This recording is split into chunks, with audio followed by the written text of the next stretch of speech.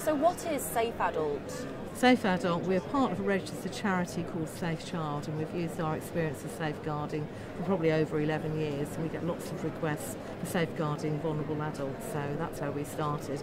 And this is our second show actually this year, but we've actually been going for about 6 months. And why were you formed?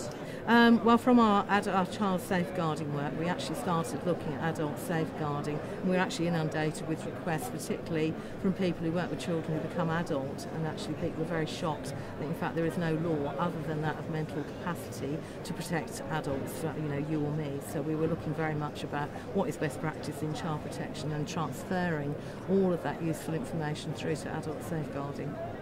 And where are you based? We're based in East Anglia, but obviously with our website safeadult.co.uk we have a national spread, and we do face-to-face training along with all our online services. And how can you help care homes and the care industry?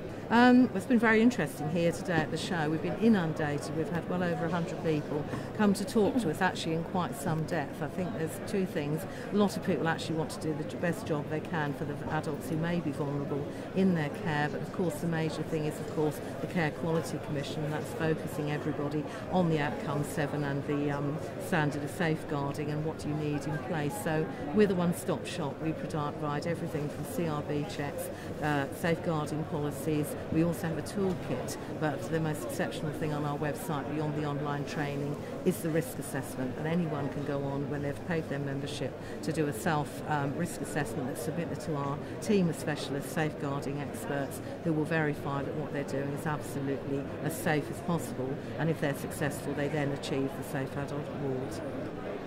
Is what you do CQC compliant? Yes, absolutely, and also in line with adult safeguarding boards, their policies and procedures, and our whole website is constantly updated by a team of safeguarding specialists. So anybody logging in or even just looking at the website know they can access the most latest legislation, guidance and best practice advice possible. The Adult Safeguarding Support Package sounds an interesting concept. What does it cover? It's absolutely everything. It takes people through. We've had actually several people today who are thinking of starting up new organisations. It gives you everything that you need to be legislatively compliant, everything that you need for your CQC registration in terms of policies and procedures. Apart from the online risk assessment, we also do an email and telephone support. We do say to people, you can't ring us if it's an emergency or an urgent case about an individual, but we have a range of people from all sorts of agencies that work with us at the charity who can provide the best practice advice. So people do and very often will ask us some quite difficult questions, but we will try and get the answers for them. Are there any simple steps organisations can take to improve their safeguarding?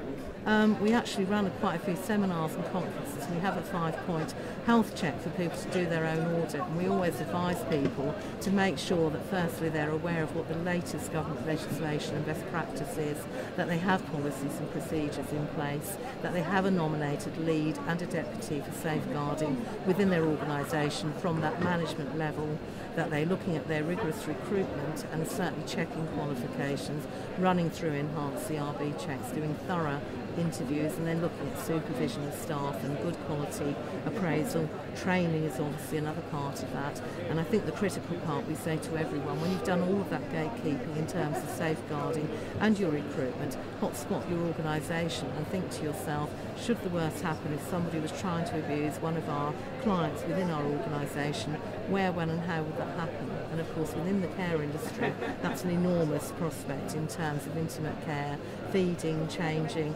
residential environment, and that's really what we're saying. Do your safeguarding risk assessment, assess the risk, try and put in measures to control some of that risk as well, and it is about codes of conduct, it's about good staff training, making sure staff work with empathy with the clients that they work with, and obviously monitor is the other key part to keeping your organisation as safe as possible.